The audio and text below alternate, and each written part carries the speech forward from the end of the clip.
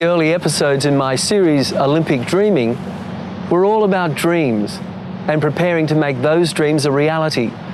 With the Atlanta Olympics and the Commonwealth Games now behind them, the athletes who remain in this series are sharply aware that all too soon the spotlight will be on Sydney. Already top athletes in all sports are beginning to be earmarked for unofficial Olympic training squads. I'm quickly reminded by officials that there is still a long way to go. But try telling that to the athletes, that from now on, every post must be a winning post.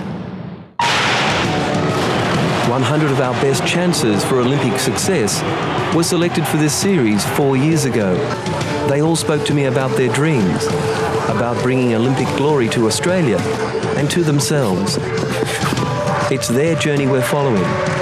Through the grind of training, the triumphs and setbacks of competition, we'll be there, right through to the Olympic arenas in Sydney. But not all our athletes will make it. In 1994, there were 100. Now in 1999, only 33 of the original 100 remain. In a little less than 5 years, 2 out of every 3 aspiring Olympians have now dropped out.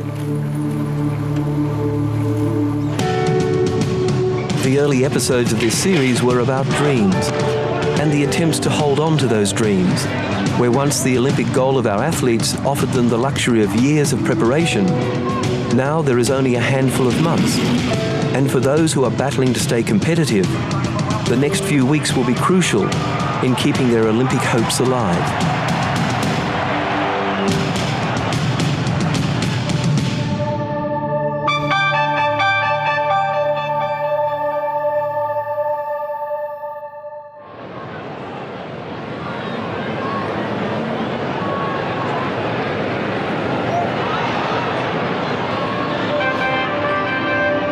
Tonight, Pat Vanderkype, here with daughter Trish, is about to watch son Carl compete in a prestigious Grand Prix.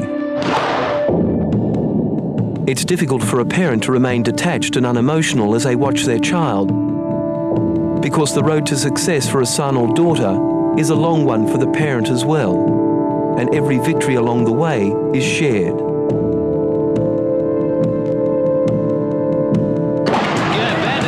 I remember the first time I saw them together. It was here in 1994. Carl came to prominence when he beat the 3rd fastest hurdler in the world. And of course, Pat was there. And Mother Pat in the crowd is ecstatic. Mum's been a great support. Always been someone to go without her own things or go without anything just to make sure that I've got runners on my feet, or tracksuits, or money to go away with overseas. And I'd like to repay her one day, but it's been difficult for me to do that. But I've seen her give up everything to make sure I can get something out of this athletics. It's 2 years later, 1996, and this night is a significant one for Pat, because it's the first time that Carl's success has prevented her access to him.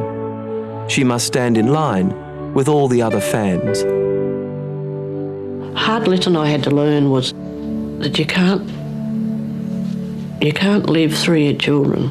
You have to live for yourself.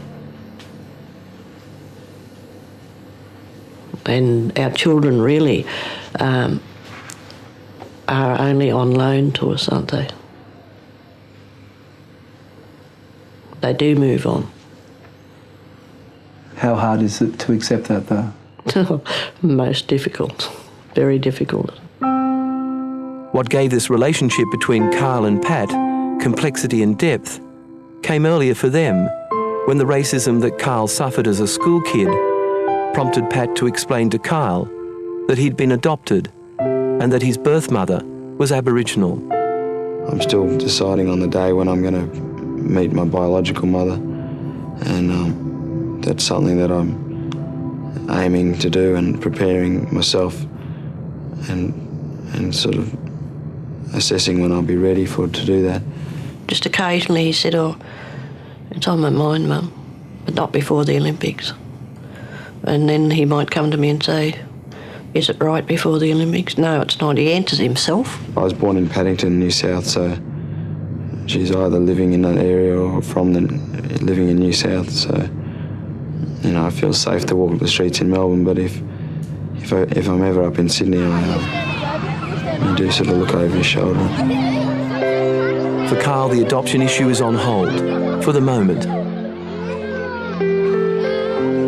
Just the lead was a bit up and down. He's escaped to Canberra and is throwing all his energies into his preparation to defend his national title in 4 days' time, and to finally put to bed a nagging injury that directly affects his chances for success at the Sydney Olympics.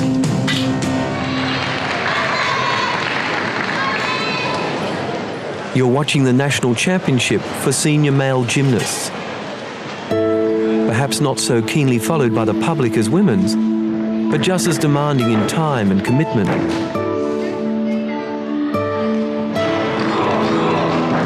And when it comes to commitment, no one has lived and breathed their sport from such an early age than this young man. His name is Philippe Rizzo, and is probably our best prospect in male gymnastics. But to say his sport has been his life is not really telling the full story. Gymnastics has been the centre of the universe for his whole family. On the gymnastics floor tonight, you only need to look a little further from where Philippe performs to discover his dad, Andre, former Australian national gymnastics coach and French Olympian, who, along with Philippe's mother, run their own gym in Sydney. And then there's brother Antoine, former elite gymnast, and oldest brother Blaise, only a few years ago Australian champion, watched Philippe's gymnastics development from the beginning. He probably would have been about 2 or 3, you know. As early as that? Oh, definitely. Always very focused, even at that age. Everything that I was doing in the gym, he wanted to do as well. We had to stop him a couple of times because we thought he was going to kill himself. Well, I've been in the gym, you know, ever since I was a kid. So basically I've had gymnastics inputted in my mind as a baby, so it's like a second nature to me.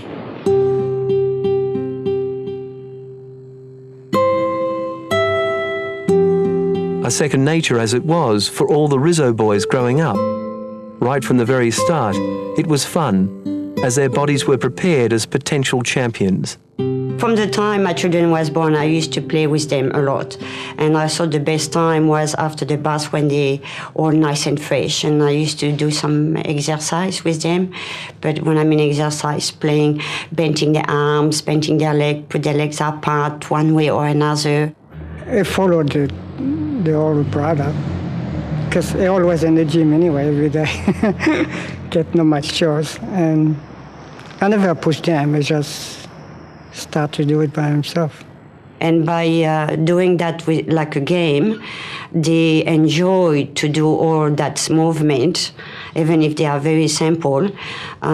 So that might be why they do so good in gymnastics. It was good for me because when they were off coaching like older people, I guess about my age, I was just running around doing stuff on the tramp and just mucking around, and they weren't too worried about what I was doing until I'd yell out, say, look at this, and they'll look over and I don't know what they'll be feeling behind, but I'm pretty sure they were pretty nervous. The family gymnasium that was always a focus for the Rizzos as boys no longer holds them.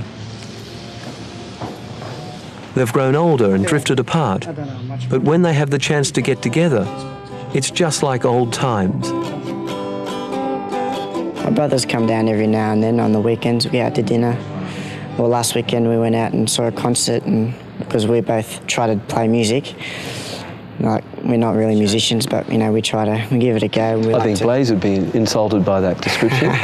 He told me he was a musician. Oh, he is a musician. It's his profession. But he's not very good. Oh, yeah, he is good, but he's not going to be, like, selling platinum albums. A little bit better, but still no control on the last one. For the time being, Philippe is based in Canberra at the Australian Institute of Sport. I first met him here, and to see him today, it's hard to recognise the kid I spoke to 5 years ago. Do you think you'll stick at gymnastics? Yeah. How long do you reckon? As long as I can go, about 25. 25? Yeah, How old are you now? 13. That's another 12 years. That's almost twice your life. Yep. Do you think you can hang in for that time? Yeah, easy. Was it difficult to say goodbye to your 14-year-old Philippe when he first went to the AIS?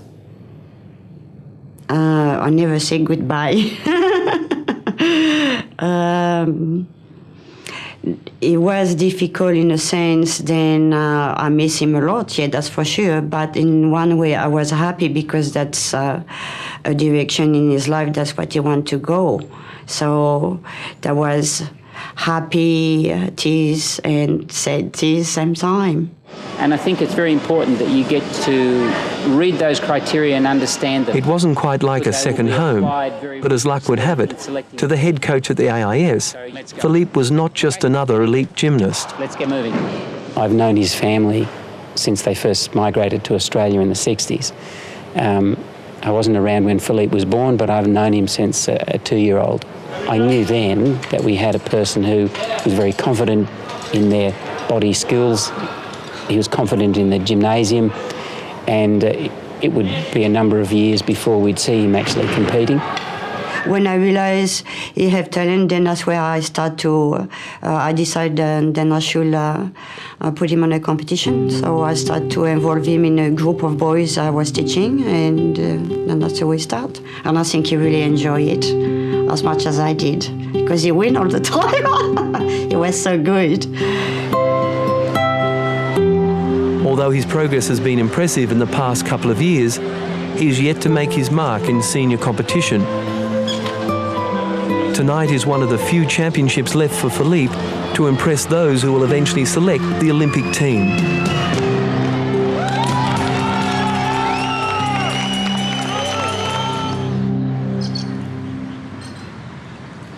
It's 1998, Dubbo, New South Wales. With the death of her husband, Henry, still sharply felt, Lynn Simpson begins to reflect on the importance of achieving Henry's Olympic dream. How much of Henry's dream have you taken over? That is the responsibility of his dream. Well, if I have my way, they will compete at the Year 2000 Games just for that old fella, for him.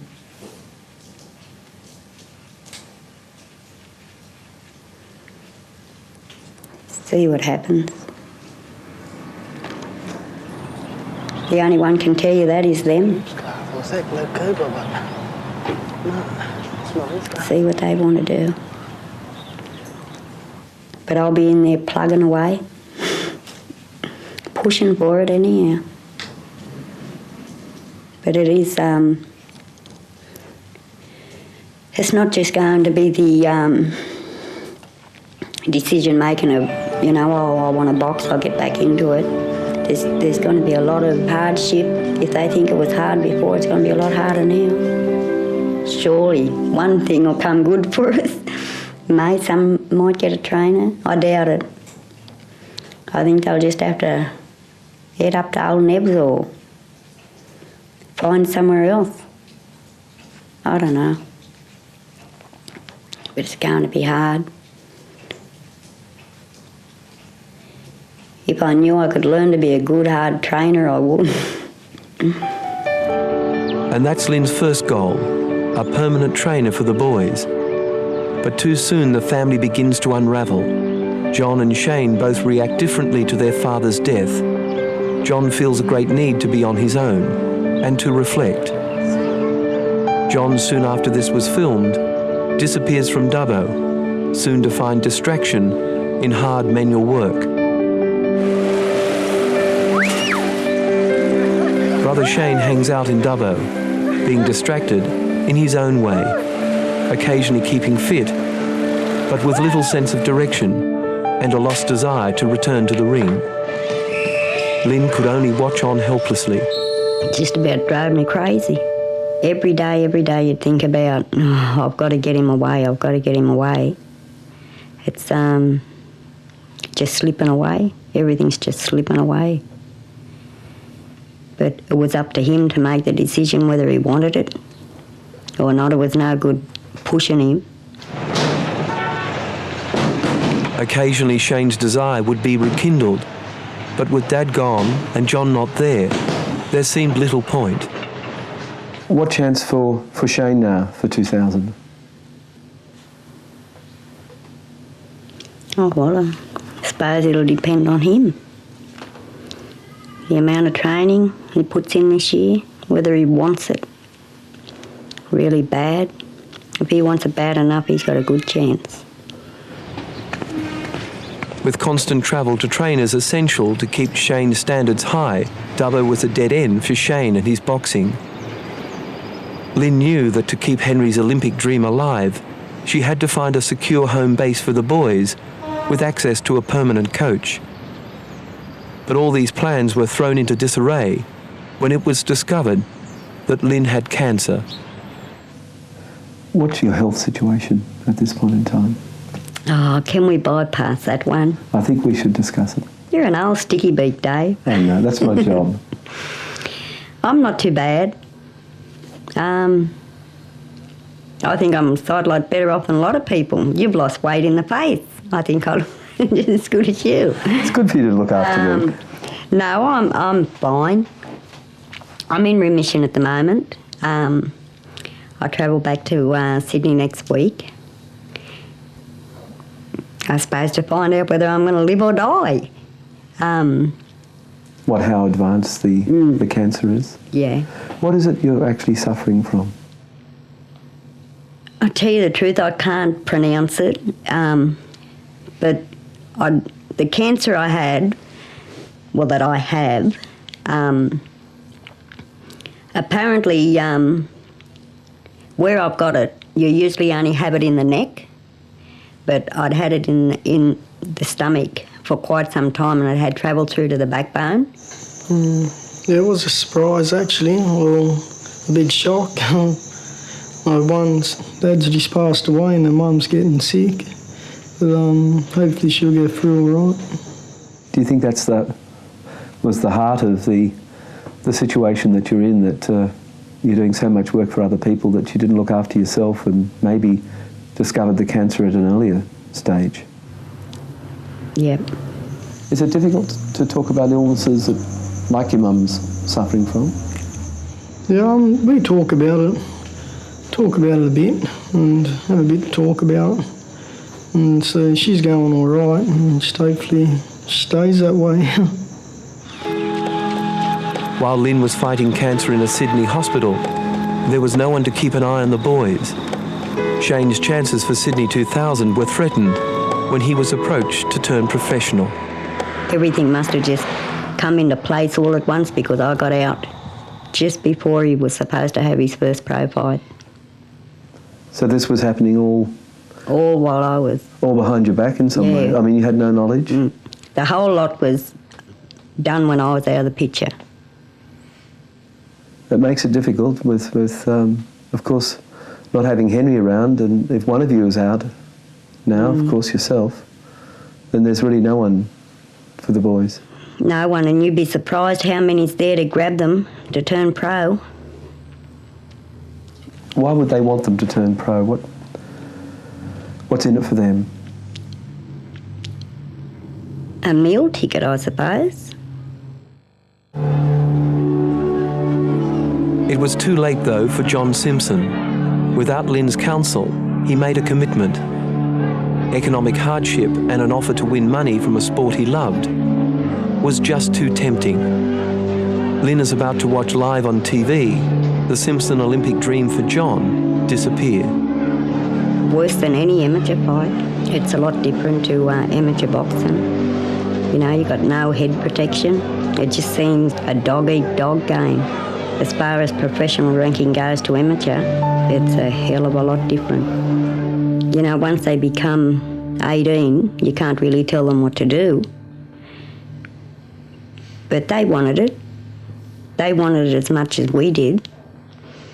But tell you the truth, even though John's turned pro, he still wants it.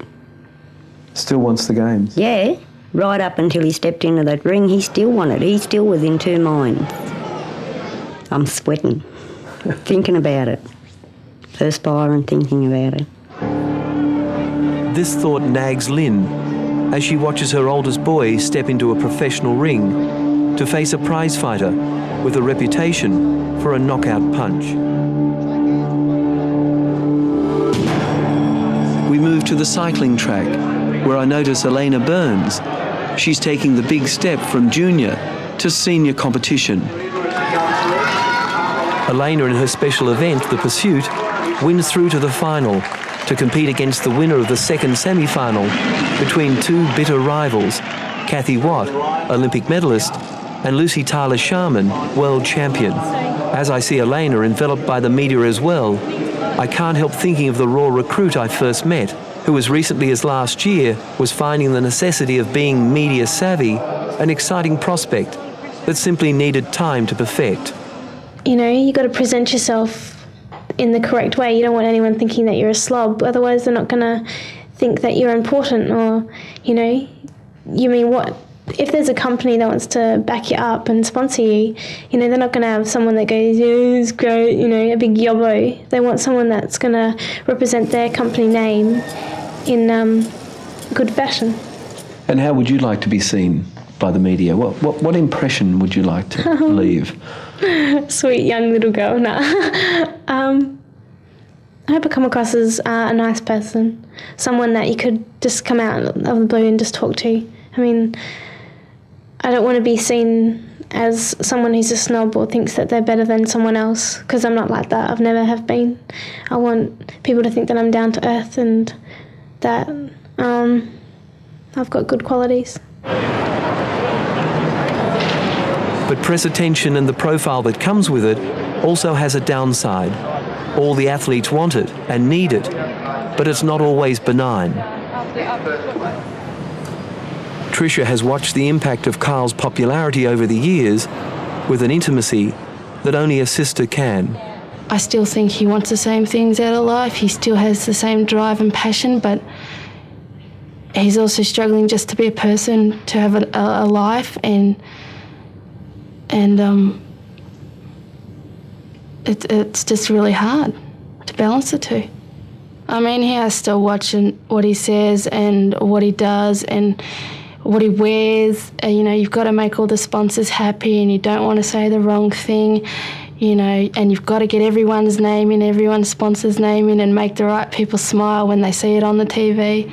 There's a certain expectation, and I have to watch when I eat a chocolate bar and people pull me up in the street. They spot you, do they? Yeah, and so you shouldn't be eating that, and it's like, hang on, I can be a bit normal, you know, but that's just, I suppose it's just the support, and people are really behind you. They want you to do your best. As far as on the emotional level, when things are said against him and you know, he's made out to be the bad guy when I know he isn't, and I know he's not that sort of person, then I start to worry and I start to get upset, you know, because that's not the person I see. He is wearing black trunks, and in his professional debut, 21-year-old John Simpson.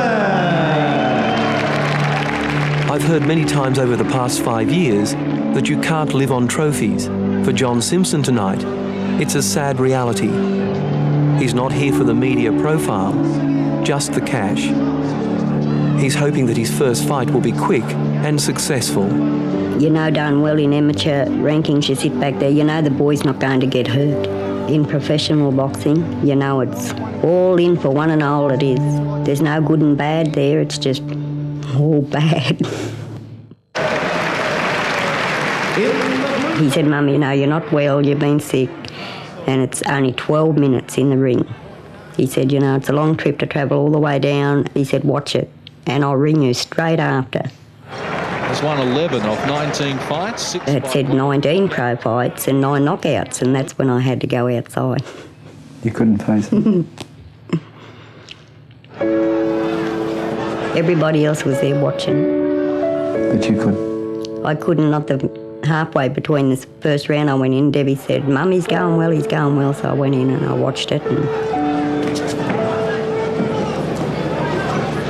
I was really proud of him in the first round that I saw, in the second round and the third round, because he was fighting like an amateur boxer. John hadn't fought like that for a long time. straight out to the middle, Johnny, and stay there, take it from there. He really just went for the counter punching. The last round he'd lost it. And I really only think, well, as John said, it was his own fault because he took him too cheap in the last round.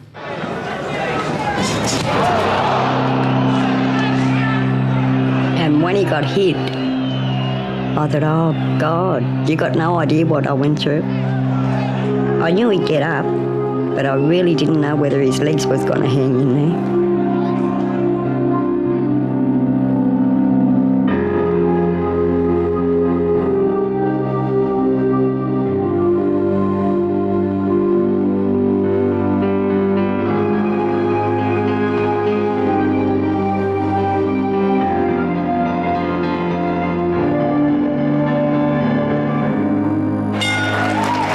Despite the knockdown, it's still a clear points decision for John. For Lynn, though, John's professional fight gives a new sense of urgency to the protection of Shane's amateur status. Shane's Olympic hopes rest on Lynn finding a permanent trainer.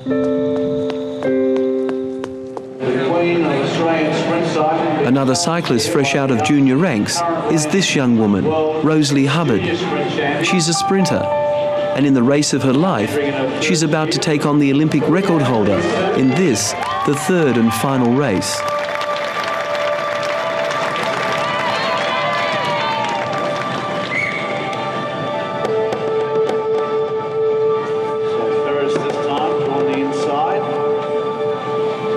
Surprised and delighted by her earlier victory, Rosalie decides to keep a tight rein on the Olympic champion.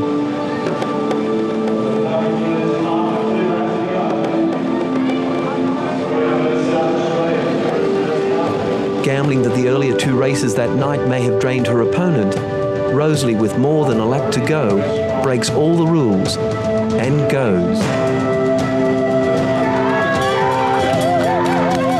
Michelle Ferris, taken totally by surprise, attempts to catch Rosalie, but she has no chance, and she knows it. It's a wonderful victory for Rosalie and for the whole family.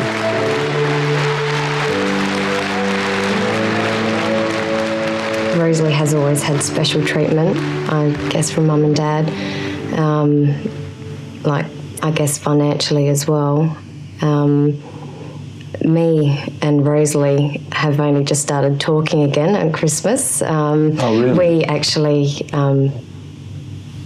weren't talking for about 2 years because we had a big fight, and I thought she was being very selfish in her cycling and everything. So, Jamie, were you aware of this? Yeah, I was aware. What was, from a brother's perspective, what could you see between your two sisters? That's a good question, isn't it? What did you observe? They're both very stubborn. Philippe Rizzo's fan club stirs as they see him begin his floor routine.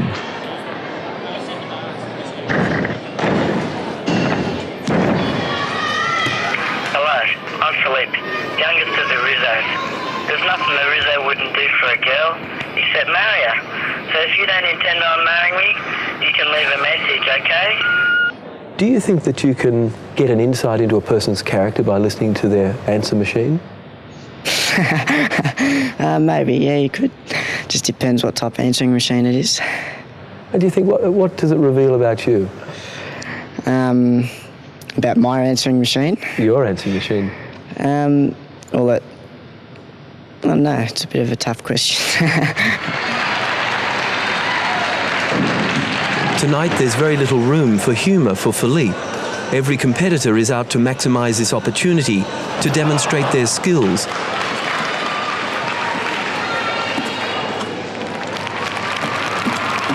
Although the Olympics is not a topic that dominates conversation, it's not far from every gymnast's thoughts.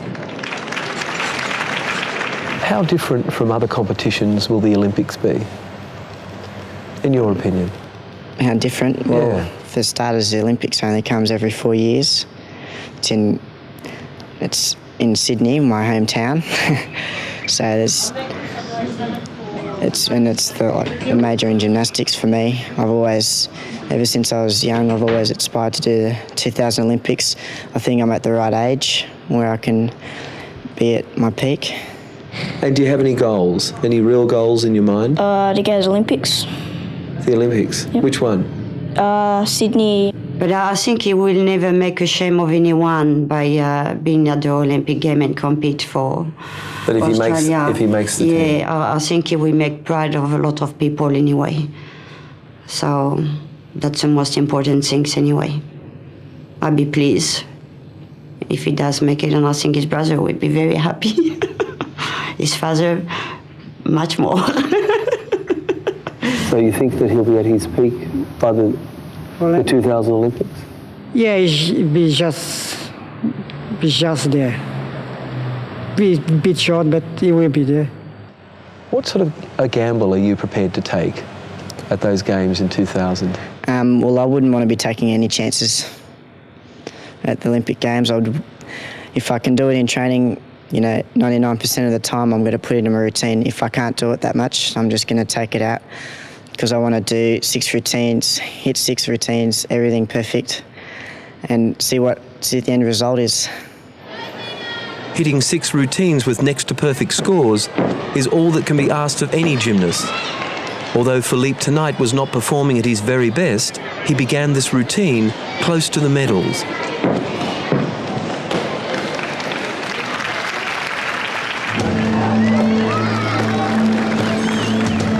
It's a tight race in the final of the women's pursuit, with Elena Burns in a superb performance, holding on to a slim lead over Kathy Watt, the winner of the race against Lucy Tyler-Sharman. The riders are positioned on opposite sides of the track. It's lap 3. The first rider to complete 12 laps over their own line is the winner.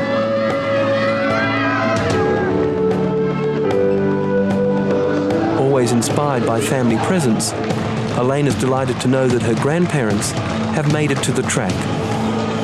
I've always declared she was a silent achiever. It was my name for her. I never dreamt of cycling. As far as I can tell, there's only one granddaughter living. That's her. You can't beat her. It's now lap 6, halfway through the race, and Elena Burns is holding on grimly to a slight lead. It's been a year since I've seen Elena compete in this, her specialist event. Today was the first time that I'd had the chance to catch up with family news.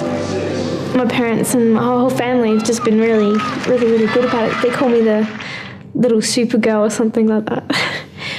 But yes, it's been pretty hard this past year or so, because in September my mum got diagnosed with cancer, and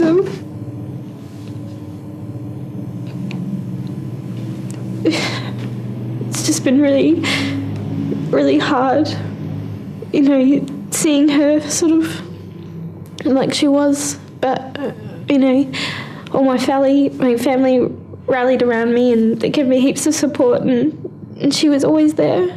Even when she was getting treatment in the hospital, she got my dad and my brother to do a videotape so we could show her the state titles at the track.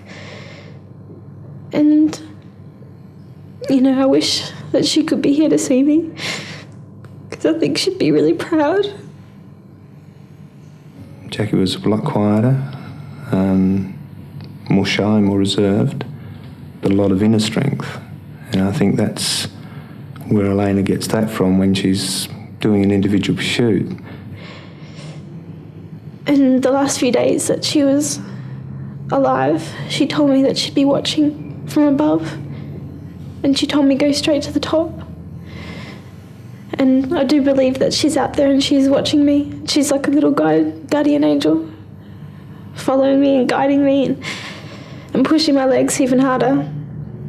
And I always think of her. And I know that I know that my dad misses her a lot. That was a bit of a shock, but she told all of them that basically no matter what happens to her, she wants them to go on, do their best in whatever they want to do, and give it the utmost.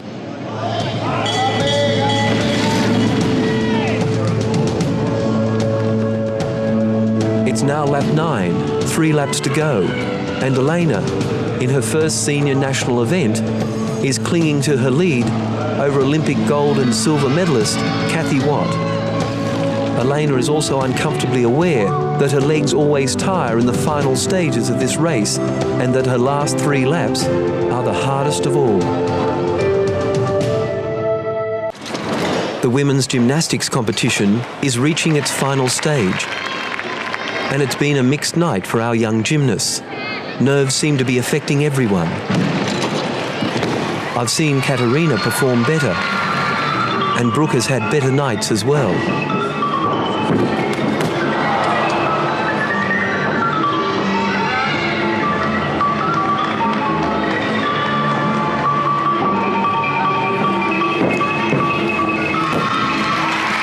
Alana has put in a solid performance until the beam.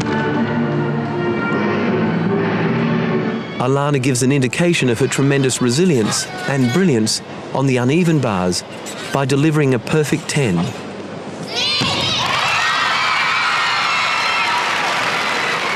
It's a different story for Trudy, last year's junior champion. She's clear leader when she begins her bar routine. If this major error affects this brilliant young gymnast, no one could possibly know. All top-flight gymnasts like Trudy have been trained from day one to keep their emotions in check.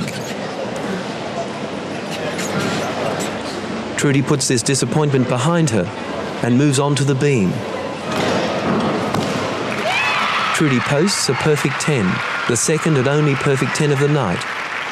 And now she's the best senior gymnast in the land. With his fitness still under a cloud, Kyle lines up with his favourite fan club watching on. When I see Kyle run, basically, I just hope he has a good, clean, fast race. When I know he's running with an injury, or I know he's been injured and he's coming out of it, and that's when you tense up a bit and you get a bit scared and you think, should you really be doing this? Clean this time, Vanderkuyp away well, so was Rose. Marty went down, Vanderkuyp leads from Rose and Zudowick, then Barrow, but it's all Vanderkuyp. Here comes national title, Kyle Vanderkuyp wins easily. Trisha's concern is unfounded. Without a twinge, Kyle chalks up another national title. It's now 8 in a row. I used to say to myself, or pray to God and say, please God, let me live long enough to see my son run for Australia. But now I'm saying to God, please God, let me just see it once more again. You know, it never loses the thrill or the excitement or the pride or anything. It's the second sprint of the national final, and Rosalie in red, after losing the first sprint, is battling to keep up with Lindell Higginson. It seems that the excitement of her wins earlier in the evening has exhausted Rosalie, and she must settle for a silver medal. Not bad for her first effort in senior ranks. You told me earlier in the week that you'd prefer that your family was not here, and of course I knew all the time that they were coming. What was it like? You looked a little stunned when they came down. Yeah, my parents said that I was giving them a filthy look, but it wasn't that I was giving them a filthy look. I'm thinking, oh my God, everyone's going to think that I'm this little spoiled brat. My parents pay all this money to come see me and I just give them these daggers. But no, I was really happy. I was just so shocked. I thought I was in a dream and I was going to wake up, you know, pretty sane. But it's one of the nicest things my parents actually did for me. And when I was racing and I could hear them shouting out on the line, you know, like, go Rosie, and gosh, it made it so much better. And the fact is that it just wasn't my dad, it was my whole family, except for one of my brothers who wasn't here. But it's just was tremendous. I started speaking to my sister. We didn't speak for 2 years. And we've only just started talking again, and she spent all her money to come and see me, so that's great from her. The Hubbards cautiously join her trackside, but there's good reason to celebrate.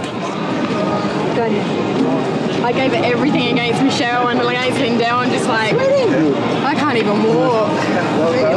Pains all here. It's a little bit different from the morning. It's not Philippe's night tonight.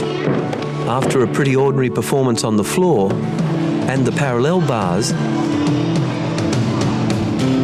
Philippe begins his high bar routine. The Rizzo family realise now that Philippe's chances for a medal are remote. But the arena is about to be held spellbound as Philippe performs one of the best high bar routines seen in an Australian championship for years.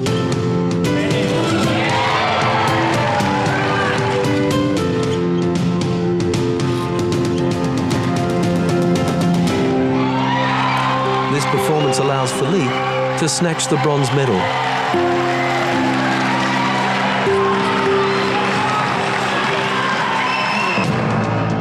Elena's pursuit race is nearing its final lap. She's somehow been able to hold off one of our best cyclists on track or road to claim the gold medal.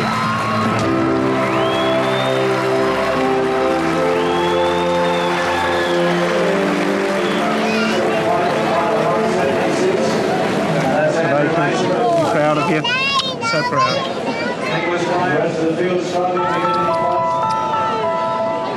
As far as I can tell, there's only one granddaughter living. You can't beat her. The news from the Simpson camp is mixed. John damaged his hand this night and will not be able to re-enter the boxing ring for at least a year. It's better news for Lynn. Her treatment for cancer seems to have been successful. Lynn is cautiously optimistic. And it's good news for younger son Shane. A tenacious Lynn Simpson has finally secured Shane a good home and a permanent place with respected trainer Don Abnett, west of Sydney. So we're looking at a new Shane, are we? Yes, actually. Well, this year either makes me or breaks me, so I'm going to give it my best shot. If Shane does decide to come home and don't go through with it, oh my God, don't say that. What's that? I'd kill him. No, I'd say... After all your trouble? Oh, I would. No, I'd say everybody will see a better Shane at the end of the year. But you'd still kill him if he came home? Oh, I'd kill him all right.